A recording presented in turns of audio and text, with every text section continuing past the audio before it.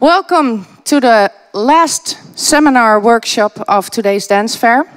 We are going to talk about DJing, real DJing, and we're going to do that with one of the most technically skilled DJs I know. A warm welcome for Laidback Luke. Check. Okay. Coming in. So yeah, I thought it was very important to do this workshop and get something going within the new generation about the real art of DJing. I feel nowadays people tend to look over the art, and the real art is such a wonderful thing, and it has such a long history. And it's more than standing on top of the DJ booth with your hands up and making an awesome jump for the camera and have the pyros and confetti out of it. There's so much more. And the real art of DJing is why I have been DJing professionally over 15 years now, and it keeps me going. So once, I think deadmau5 said, you know, he compared me with other DJs, and he thought, a lot of DJs are playing it safe, whereas I'm like a rally driver, and I like taking turns and like going through the dust, and this is what keeps me passionate about DJing. So I'm going to tell you a little bit about my history in DJing, what my influences were. I'm going to tell you a little bit of how I prep my sets.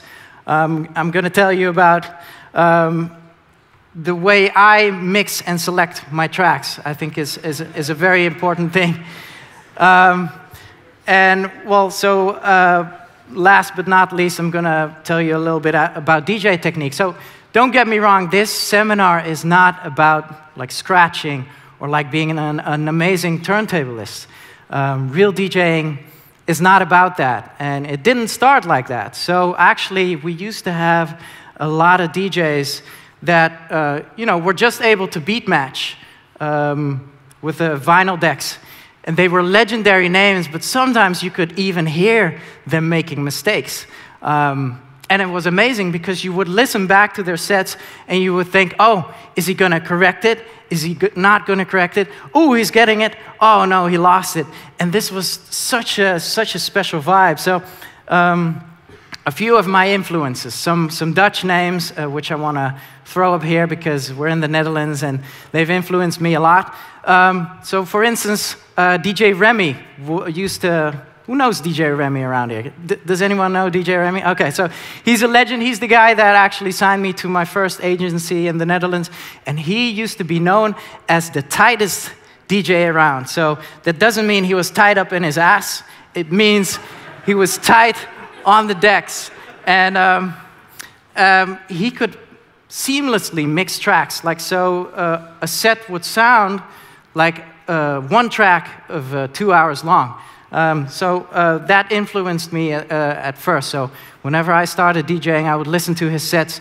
So he came from the corner of like Sasha and Digweed, where it was just seamless mixing. So now I just want to do a seamless mix for you, so you know I can do that stuff too, because you always see me like bang, bang, psh, psh, psh. So let's just do a seamless mix for you.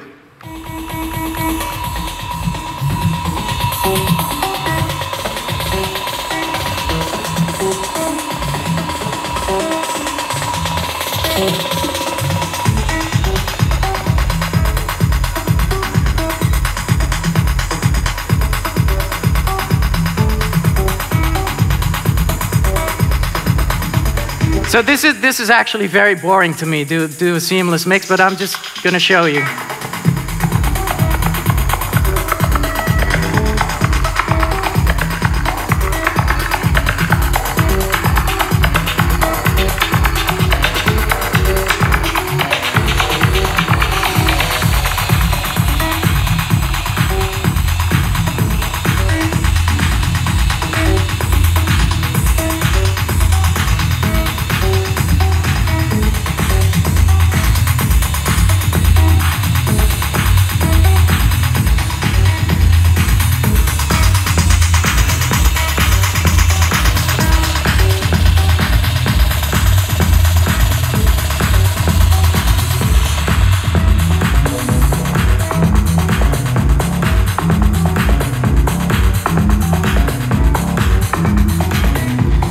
So yeah, anyway, if this would be my career, and if I would do this like 15 years long, I would be really bored behind the decks. But so this used to be like the thing.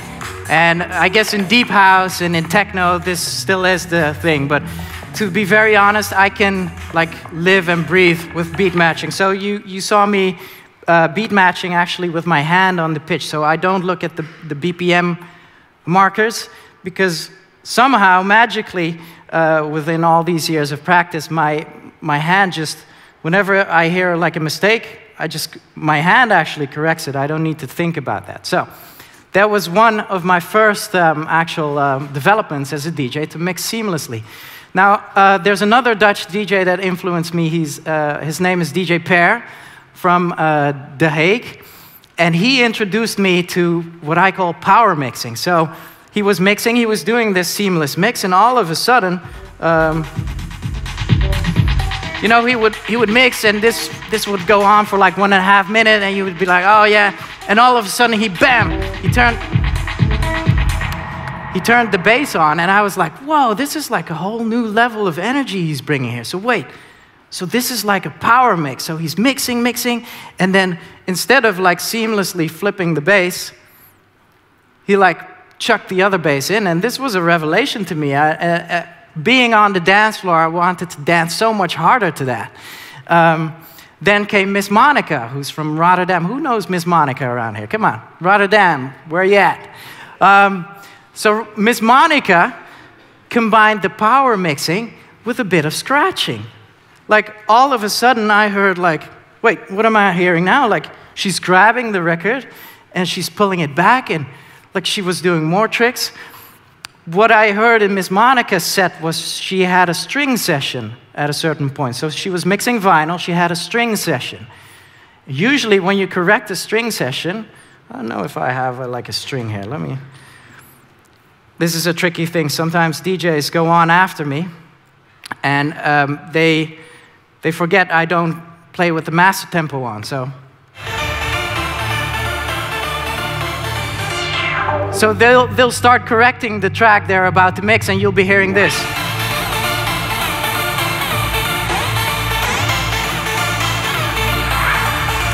So back in the day with vinyl, we didn't have master tempo. So how would you correct a record that had like a string session and you were going wrong? So this is why I developed like mixing with the pitch.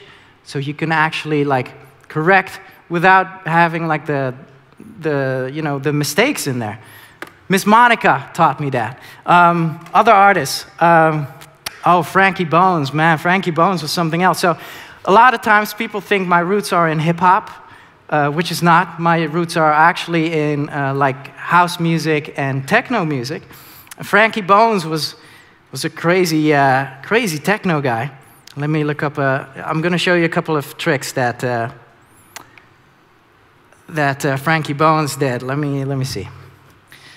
So what Frankie Bones used to do, he would carry 2 tracks of the same around.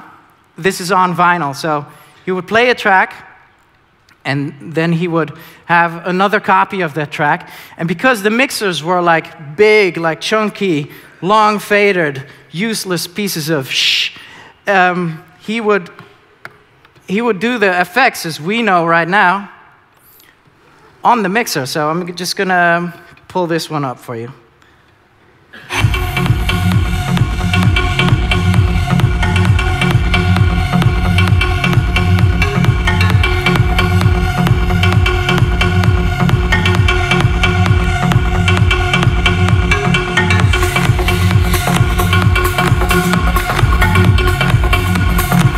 So this would be 2 records at the same time, which would cause a little bit of phase.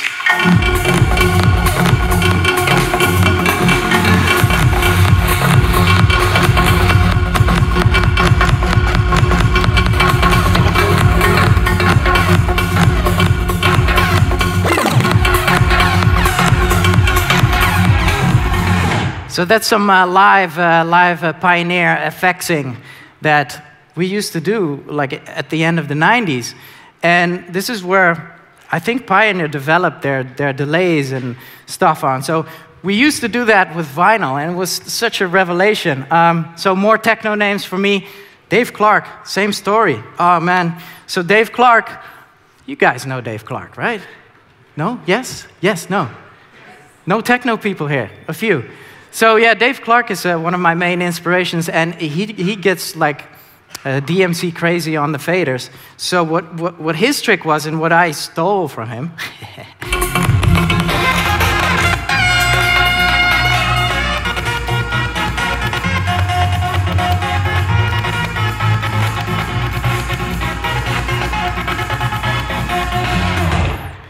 so he would have like these really long techno loops going on, just like and then just when you thought it was kind of boring,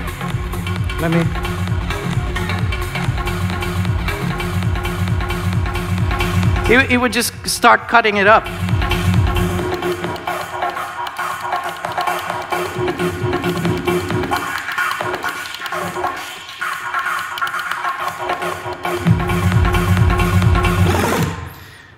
Which made techno less boring back in the day. It's a shame that a lot of techno people like forgot about that as well. So now it's just like mixing. Jeff Mills, obviously, he introduced me to 3-deck mixing, which I used to do when I played techno as well. 3 vinyl decks, you know, and you could have like loops going, you could have an a cappella, you could have 3 decks at the same time. Yeah, so those are my influences, basically, and that's why I trick as much as I do, because it's just so much fun. The way I started is very small as well. I started playing smaller clubs, being like an unknown guy. I would play like, you know, 10 people, 70 people, 200 people, and it was always the challenge of, like, okay, so at the end of my set, will they be happy? Will they be inspired? Will they come back to me and tell me, like, oh, dude, your set was amazing. Like, this was my motivation to DJ.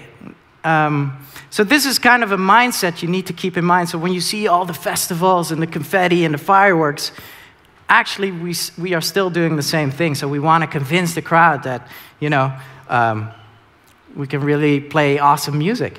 But it's very important to come up in that from small to big, because you know how to adapt the crowd and how to get the crowd going for you. So my first breakthrough gig in the Netherlands was Awakenings back in, I think it was 2000 or 1999. I had the closing slot. I had been an Awakenings visitor for a while, and finally I got the chance to close it off. This was 8 a.m. to 10 a.m. in the morning, the last slot. And I knew what I wanted to hear as the crowd, being in the crowd, so I figured I would just play what I would love to hear. So I played, I tore the roof off, and when I finished, people were actually climbing up into the DJ booth, asking me what my DJ name was. So I remember this was my big opportunity, and I totally went for it, and after that, I could DJ in the Netherlands. And this is a kind of mind state that you need to have every time you perform. Give it your all, and do your best to convince people. So this is a bit about my history, so where I came from. So what I want to share with you is a proper preparation of your DJ set. So with preparation, it doesn't mean you should lay out every track you want to play in that exact order. You know, for all you know, Zombie Nation might be the track that was the most cheesiest in the country ever, and people cannot hear it. So if you have Zombie Nation in your lineup and you see something is going wrong, you're screwed. So what do you do next? So for me, I see my tracks, my selection as a deck of cards. And this is why I never play the same set. So I have my new tracks, I have my to-go-to tracks, and what I do is I just shuffle, you know. If I see something's working, The crowd likes it. Okay, then I can go to that track and that track. There's a very important thing about combinations that I want you to know, because as a DJ, it's very easy. Okay, so for instance, I'll play Ping Pong by Hardwell, and then I'll mix it into Tremor, for instance, like an easy combo. Hey, this is working for me. Let's do that at tomorrow's gig, and the gig after, and that gig after, and that gig after. You should make it a little bit harder on yourself. So what my golden combination is, if I have Ping Pong, and I have Tremor, and I want to go from Ping Pong to Tremor, I will need to pick out a new track to get there. So every single set I do that, I'm like, oh, Ping Pong, Tremor, oh, wait. Okay, so now I'm going to play an Umed Oskan track in between. Okay, then go into Tremor. Next day, Ping Pong, oh, wait. So then I'll just take like the new Tiesto track and squeeze it in between, and then go into Tremor. So this means your set will always vary. So it's a nice little challenge for combinations. What's very important to me is whenever I have a folder of new tracks, that I put them in categories. I don't know if you can see it on the camera, but so I have everything in genres. You can, so for instance, I have a big room folder, Dutch folder, fidget, filter disco, future house, jacking, techno, whatever. So it's very important to me to be playing little sections of every genre. So sometimes, or most of the time nowadays, I see DJs playing a dubstep track, into a big room track, into a Melbourne track, into a hip-hop break, and it doesn't make sense. Like as a crowd to dance to, but even as a listener, that's confusing. You know, I thought I was going to an Italian restaurant, but then why are you serving me sushi? So, and then after the sushi, you're serving me Indian food. So what is that about? So what I want to do is have like 15 to 20 minutes of the same type of style going on. And it depends. So if you have a crowd, say you're an Australian crowd and you love Melbourne music, okay, then I'll play like 35 minutes of Melbourne. After the 35 minutes, I'll have a look at you, and then I'm thinking, oh, they want more. Okay, let's do a couple of more. And then switch back to another genre. So what I often see is DJs dropping like a hip-hop track out of nowhere, which is great. But the most important thing with that is your timing. So when are you going to do that? So that's the question.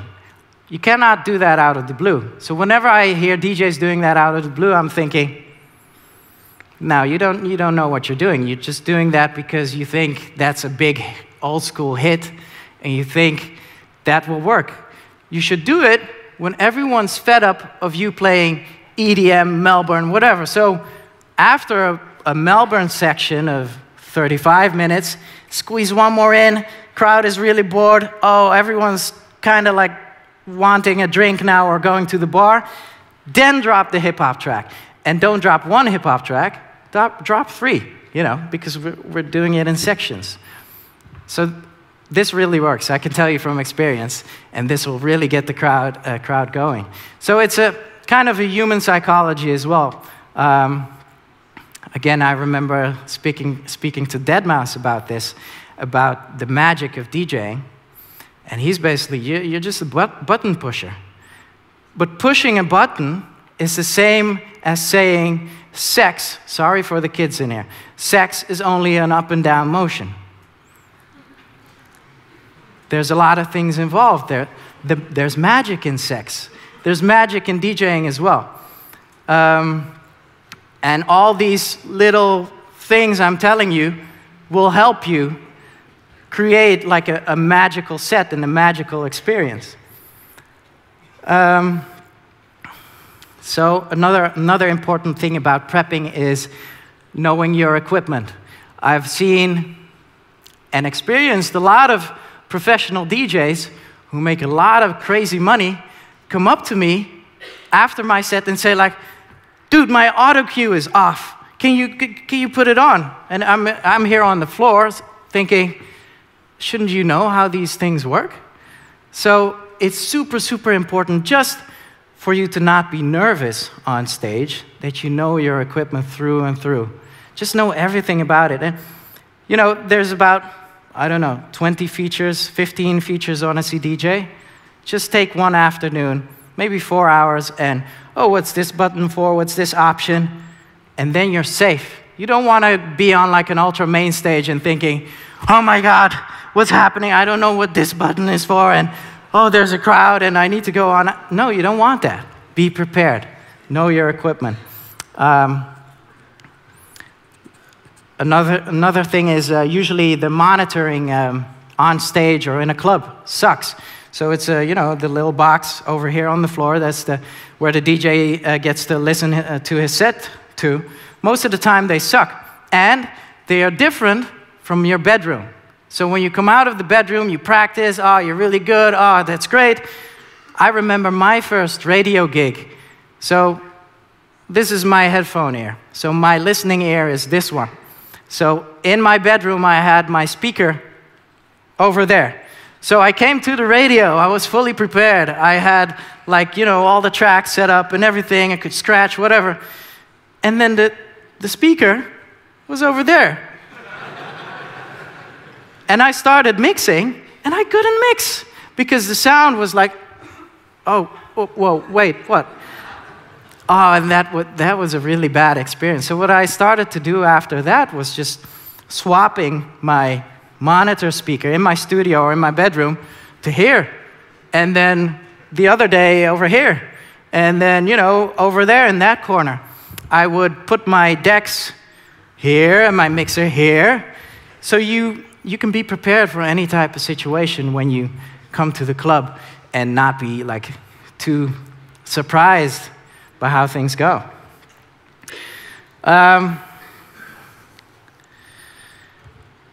What I also did back in the day was a lot of recording my sets in my bedroom.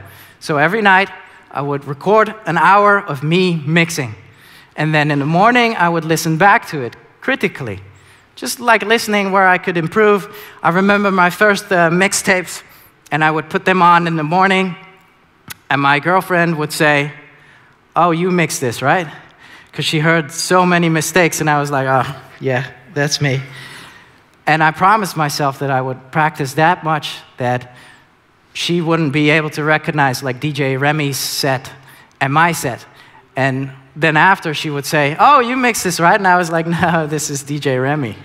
So, you know, that really helped me, just to listen to your own sets, and then you can listen to the combinations that work for you. Oh, this track with this track. Oh, that's awesome. Oh, I think the dance floor will be very happy to hear that kind of combination. Because speaking about combinations, there's this discussion that I had in Miami with the sick individuals. One of the individuals is here. I think the other one is sick. And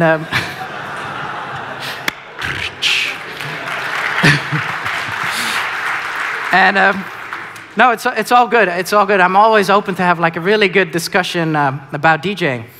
These guys are producers, and they tackle this like many producing DJs as a producer kind of deal. So for them, it's very important to do mixed in key.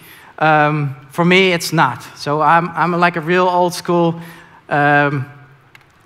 DJ. I don't want to say dummy, but DJs back in the days weren't producers. So they were like, we don't care about mixed in key. Mixed in key I use for my podcasts, for instance. If you want to have something seamless in the air, you just do mixed in key. What I do, and that's most important to me, is mix on elements. It's a bit of the same as genre, but elements is like, okay, so what's in the track? So I'm going to mix 2 tracks, and then I want one of you to tell me what similarities it is and why I mix the tracks together. So here we go. I'm going to mix quick, okay?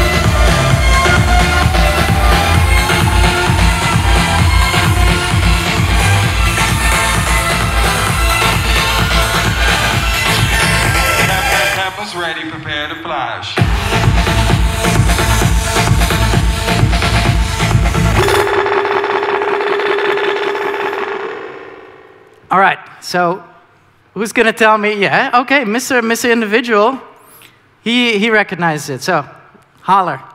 Drums. Yeah, so it's like the tribally drum in there. That's the same. And you know what? It's really cool. They're like in my, what I call fluffy big room folder, which is all like Axwell and Alesso and Auto Nose. But these two particular tracks have the same type of drums. So within the genre, you have tracks that are similar that you can mix. And that will make it like a seamless transition. So, you know, back when Epic came out, for instance, I played like 3 or 4 Epic type of tracks. Animals was in there too, because it's similar. And so you have something you really like dancing to as a crowd, and then the other track is another one you really like dancing to. So that's how I roll, basically. And what's very important with me is that I see tracks as little packets of energy. So I remember this coming in very useful if I would be, when I was an opening DJ, I would stack the energy. So what you can easily do is just label a track energy number 1. That's like the, you know, so energy number 1 would be maybe like, you know, techno stuff. Here we go. For sure, energy number 1. So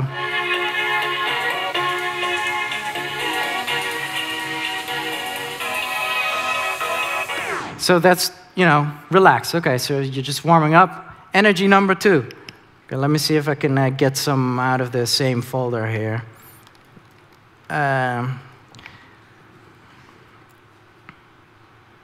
Energy number 2. Let me see.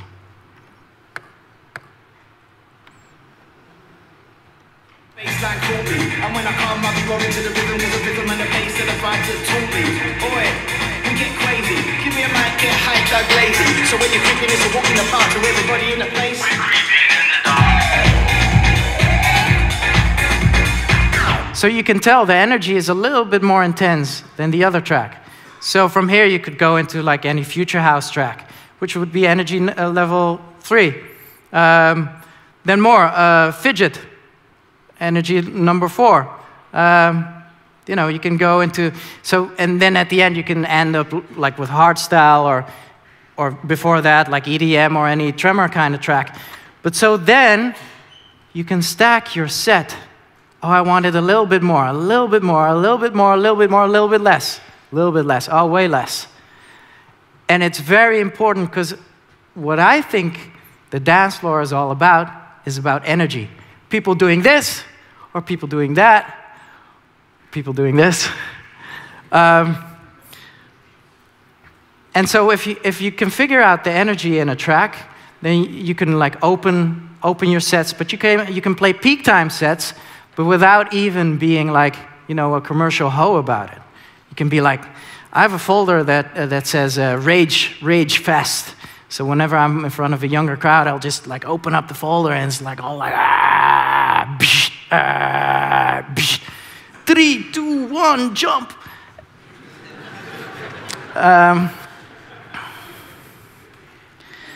So whenever I play, I have this cloud of tracks that's in my head. And this is something Ronald Molendijk used to say. Ronald Molendijk, a legend of Rotterdam.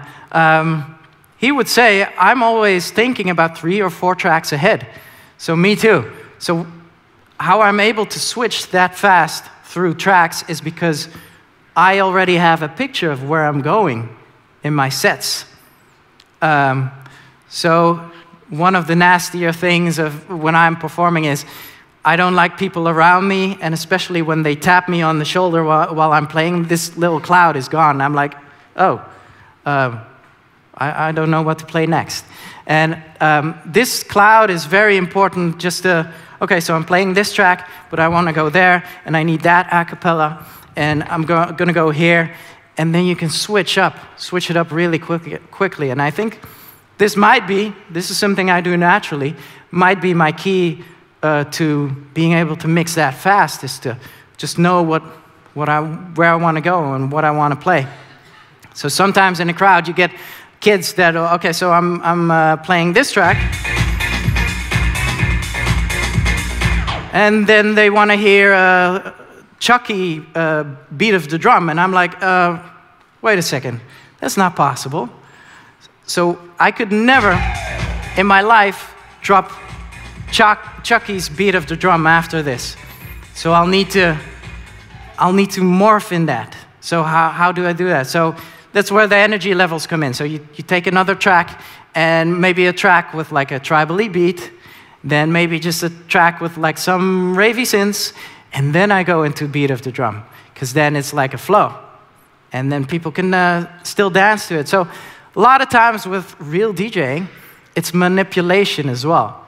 It's as if you're trying to get your ex-girlfriend to talk to you again. It's like, hey, how are you doing? Like, you know, you don't really care about that, right? Can we go out to eat again? And it's like you just wheel and weave your way into where you want to go with it.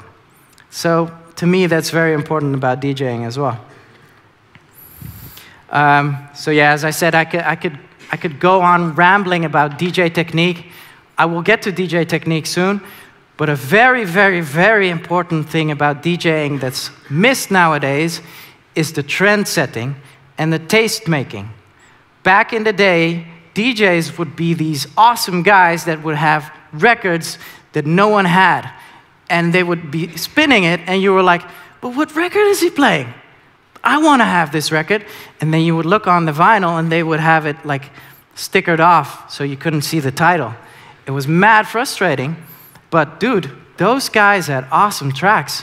And what I want to say is that although it's very easy and tempting to play the Beatport Top 100 or Top 10, you shouldn't. Although the crowd wants to hear it, it's very important to go and dig into the 3,000 tracks that are coming out a week and find your own special secret weapon in there.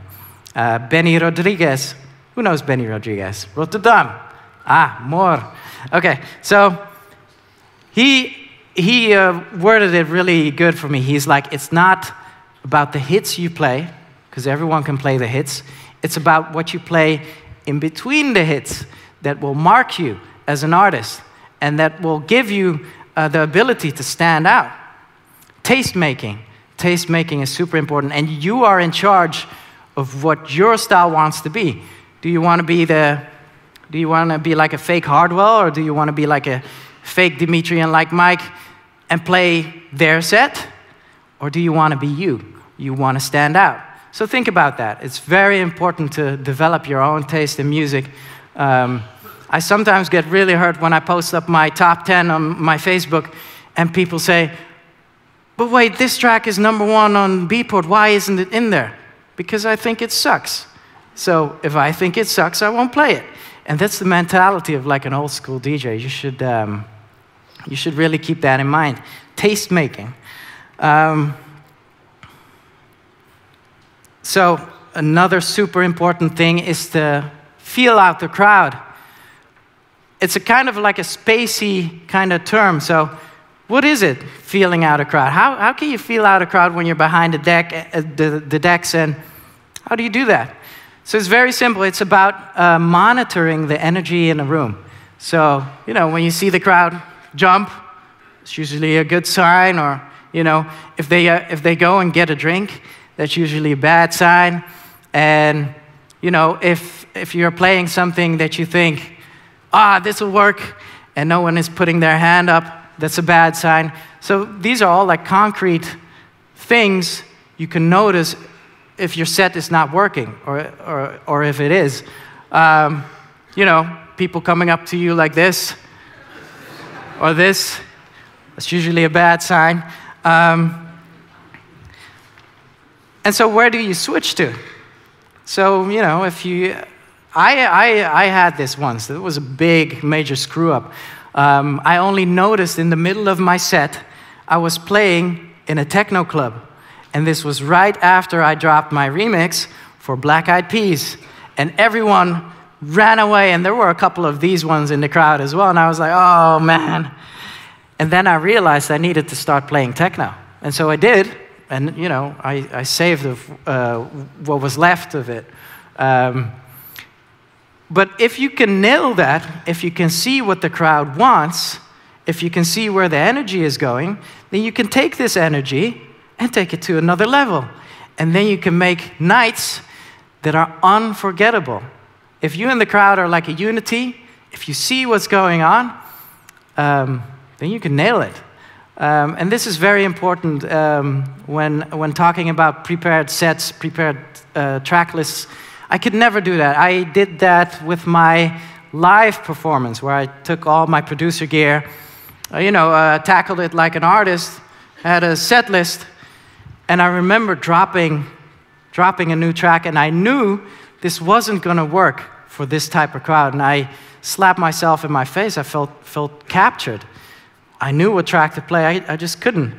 So yeah, it's super important to know what track you can play in place of that. You know, what can I do to catch the crowd? So this is one of the big mysteries of DJing, and a really nice game to always be playing. Whenever I'm in a club or whenever I'm at a festival, it's always a game of catch. Can I catch you? Can I catch you? Can I catch you? I see you not dancing. What do I need to play?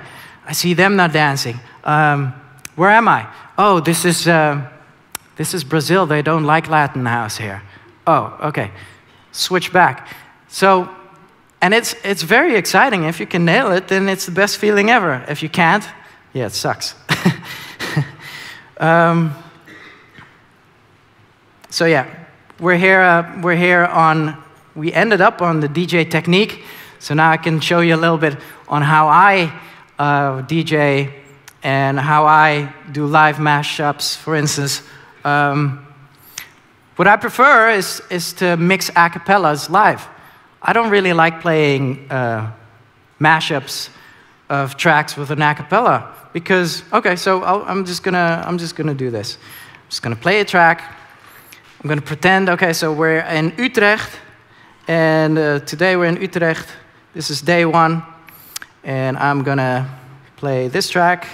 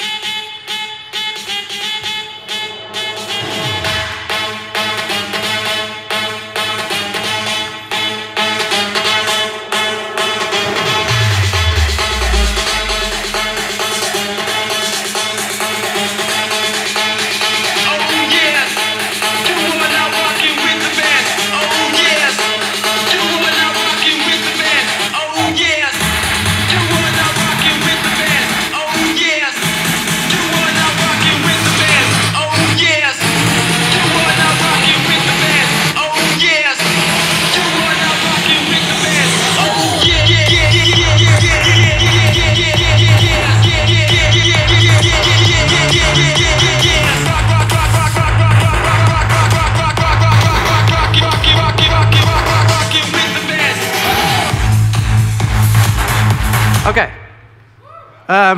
So, thank you. To me, this is very normal. So, to me, it's very abnormal that you would play this a cappella stuck on the track. Because day 2 in Utrecht, I might just do this.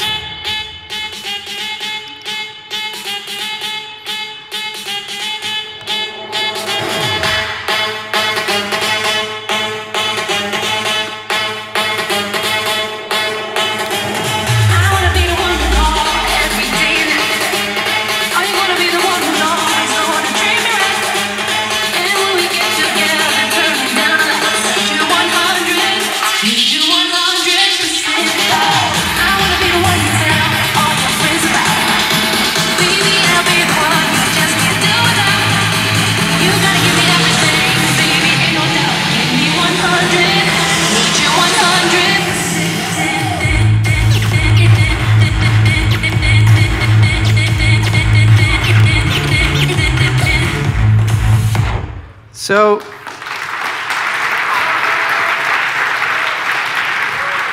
thank you. So, you know, day 3 in Utrecht, etc.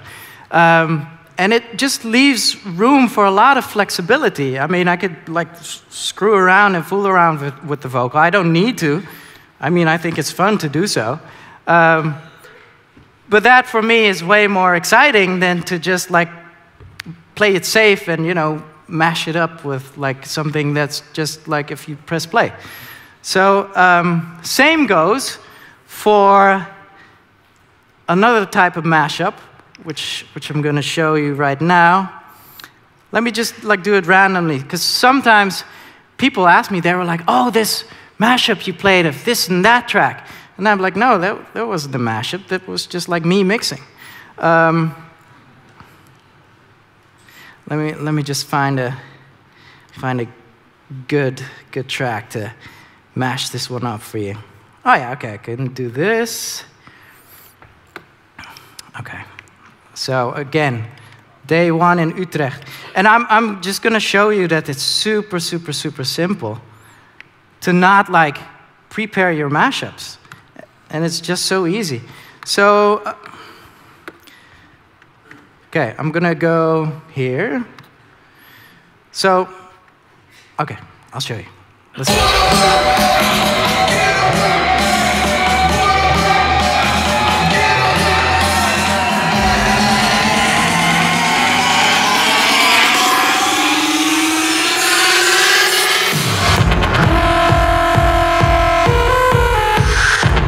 So there was a different drop than originally planned. So I basically just, that's why I have 4 decks as well. Sometimes I have an a cappella running or another track I want to mix, and then this one would be the new drop, so it's very simple. It's on a cue point. That's going to be the new drop, and when this one hits, I'm just going to press play. That's as easy. And a lot of professional DJs get so nervous about that. So let me do day 2 in Utrecht. Same story. And, you know, I really, on purpose, make it look that easy, because it is, and I wish more DJs would do it. Okay, same story. So here we go, day 2, Utrecht. And then you'd expect this drop, but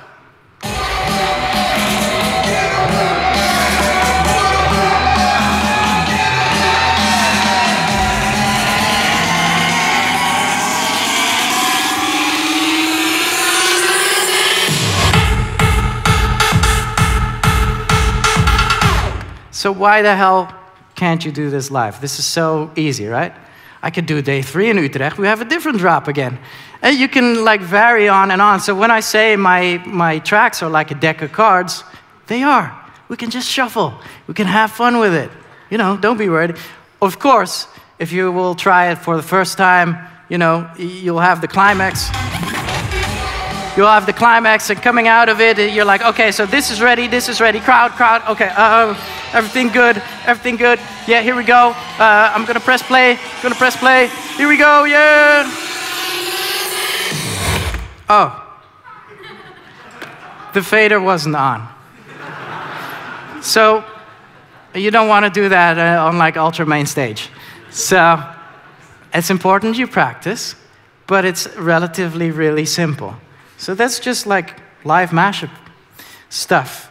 I'm going to show you what I do with every track. I program 3 cue points. Basically, it's the first drop, no, the first break, the first drop, and maybe the second break or the second drop. So this is the Alvaro and Lil Jon. Welcome to the jungle. Oh, this is fun too. So nowadays I program it on the snares. I'm going to do another live mashup for you because that's fun.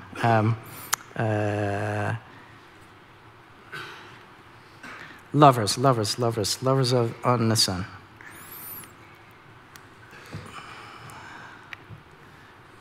And I'm going to play the original. So I have a cue point here.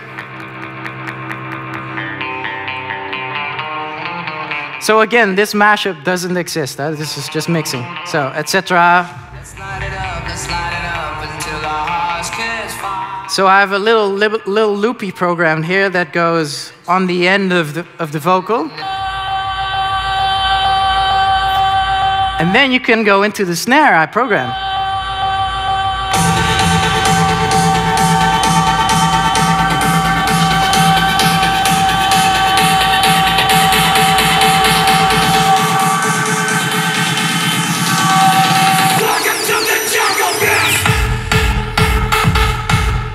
So that's fun. That's just having fun.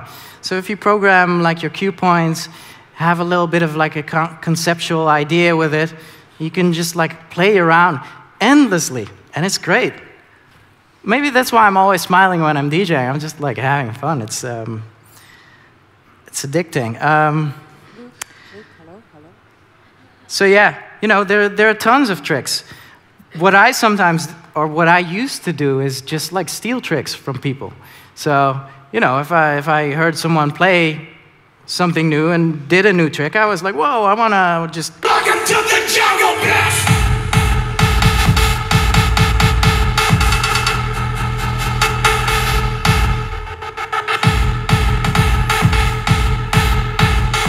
So this one used to be the Benny Rodriguez.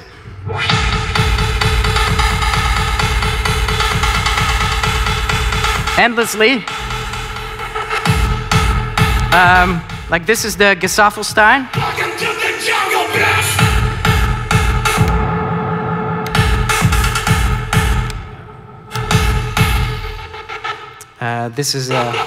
This is my Bad Boy Bill scratch, which is fun too, like an old school US kind of thing.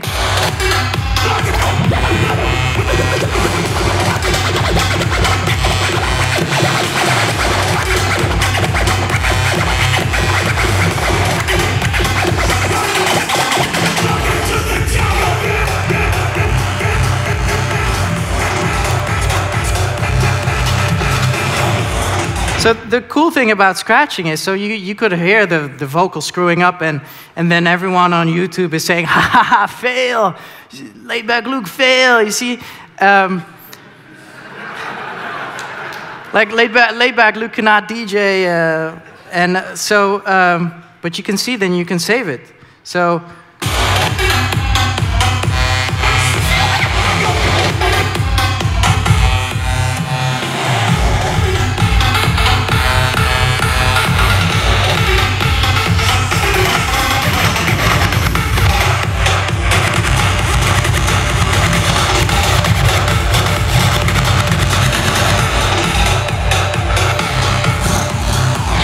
So learning to scratch is actually not about like, oh man, look at me scratching, oh, I'm like awesome, because there's always someone that can scratch better than you.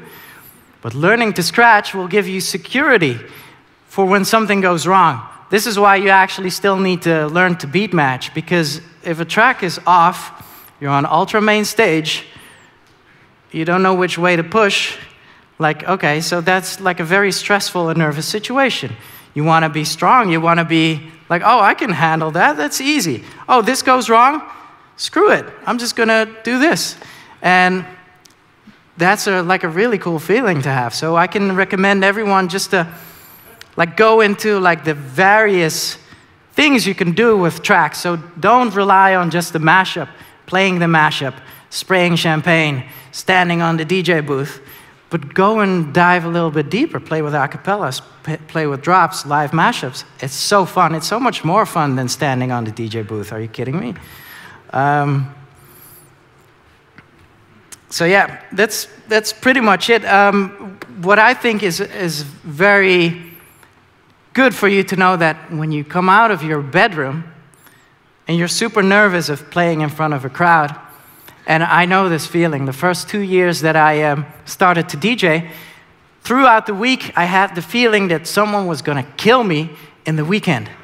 I woke up every morning with, in Dutch, klamme handjes. And it was horrible. And then when I came to the club, we had vinyl, and I needed to put the first track on the, and I just dropped the needle somewhere and then just spun it back, and okay. So these are the nerves that all of us know. Oh, another nice quote. I remember talking to Alesso like 2 years ago, and he was about to go on in Brazil. It was Creamfields, Brazil. Main stage. I think I played before him, or I needed to play after him. And he was so nervous. He was like drinking, and he was talking to me. He was like, Luke, how do you do that? And I'm like, well, how long have you been DJing? And he was like, half a year. And I'm like, well, you know, I've been DJing for over 12 now. Like, you know. So when you come out of your bedroom, you're the next Martin Garrix. You're like amazing. And you're gonna go on ultra main stage, just pretend you're in your bedroom. So you're on the stage, you see this crowd, and just by looking here, you should go back to your bedroom, thinking, you know, I love this. I do this every day. I like mixing. Nothing is different. And then you'll get into it. And then you could see the crowd, and hey, the crowd is going for it. And if I put one hand up, other people are gonna put my hand up. This is fun, like, oh, okay, hey, oh, hey. And then you can have some fun with it. So just keep that in the back of your mind. It'll really help. So yeah, I'm about to round this one off. Just want to touch down on saying that, you know, the tour life isn't that easy as you think. This will be like a whole different seminar. But I mean, it looks great on the Instagram, and it looks, you know, like crowd is over there. There's a lot of flight. Ask the individual. There's a lot of flights. There's a lot of stress. You always need to perform. Man, if you're drinking, there's no time for a hangover. You're in different time zones. You don't get to see your friends and family. I'm not moaning. I'm just warning you. So it's great. It's really great, and we're super lucky we can do this on this scale, and especially being DJs from the Netherlands, we have like an open entrance to like be on top of the world. But just be prepared. It's not easy, and be prepared to actually. What I want everyone to realize is try and live as healthy as you can, and then perform, and then you're amazing. But that's another seminar. So I'm finishing off with a quote of Sting, and this is what I always perform by. The quote of Sting is, "Every single performance I do, I just pretend it's the last one ever." So this will make you play the best set you can, always. So this is what I do on a daily basis as well. It's just to get that passion going and to just give it your all every single day. So this rounds my seminar off.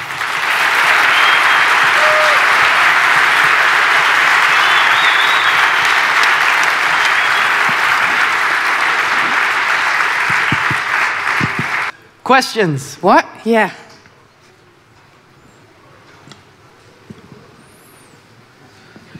Heb je zelf wel tijd om al je cues in rek op post te zetten? Of wordt dat voor je gedaan? Of heb nee, dat moet ik zelf doen. En dat heb ik het liefst ook zelf. Want dan kom ik ook op de ideeën. Should we do this in English? Yeah, of course. So yeah, I myself do my setting up my cues. It's a little bit of a pain in the A. But it'll give me like concepts and ideas of where I can go with the drops, where I can go with the climaxes. So it's actually good if you keep doing that yourself. Okay. Thanks. Anyone else?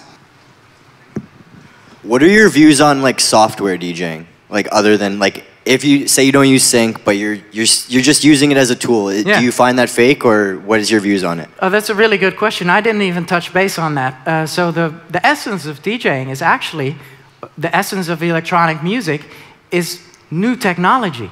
And so I am always open for new technology. And, you know, I think if it's done well, then I have no problem with like DJing on Ableton. But there's a lot of professional DJs out there that come from a producer corner, start DJing with Ableton, do everything in mix and key, and I'm just thinking, this doesn't make sense. Like, you know, the way things are mixed, the way the flow is of the set, it doesn't have that magic I was talking about. Then, if you can DJ in Ableton, and if you have the free time to not worry about pitching, then why the hell are you on the DJ booth? So play a 6th track, play a 7th track, do something surprising, mix every 5 seconds, do something out of the box. So, you know, it could be way better than what's going on right now.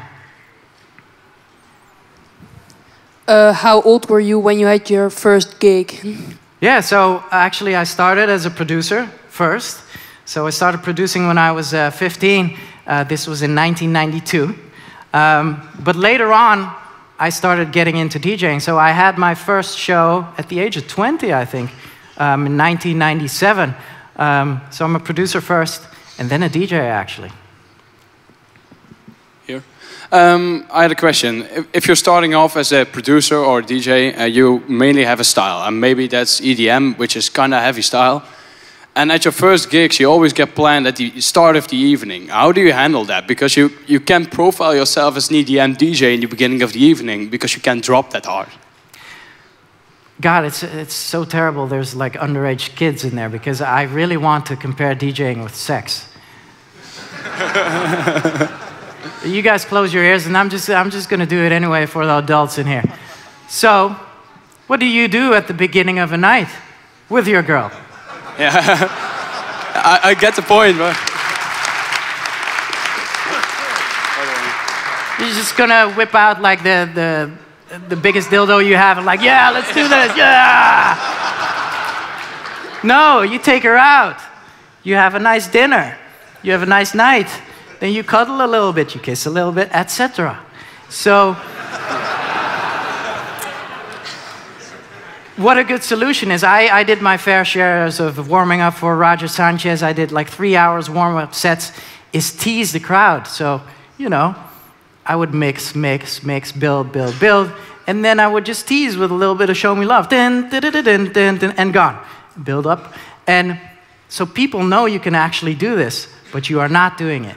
And there's nothing better than a good warm-up DJ, and the crowd feels it too. Yeah, I feel you. Thank you. A question: how you think about the DJ Mag Top 100? Because I think you and Chucky are more the technical top DJs in top 10, maybe the best on the world. But now Hardwell also a very good DJ. But yeah, there are more DJs in top 100 that are not really technical. Well, thank you very much. I really appreciate that. No, actually, you know, sorry if I come across a little bit arrogant, but I sometimes compare it to Leonardo DiCaprio, who never won an Oscar. I think he's an amazing actor. I go and see every movie he makes. I think he's awesome. He doesn't need an award for that. And I think the same as well, you know. I just enjoy what I do. I love what I do. I don't need an award for that. So, you know, the DJ Mag Award, and I love Hardwell, God bless him. Love everyone that's at the top. But are they really at the top? Are they just really popular?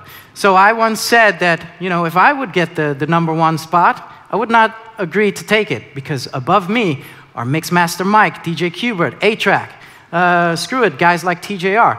These guys are insane. I could never say, like, I'm better than you. I'm like #1, dude. Qbert. What? Qbert. So, you know, it's a tricky thing. I don't really rate it that much, to be honest. Hello.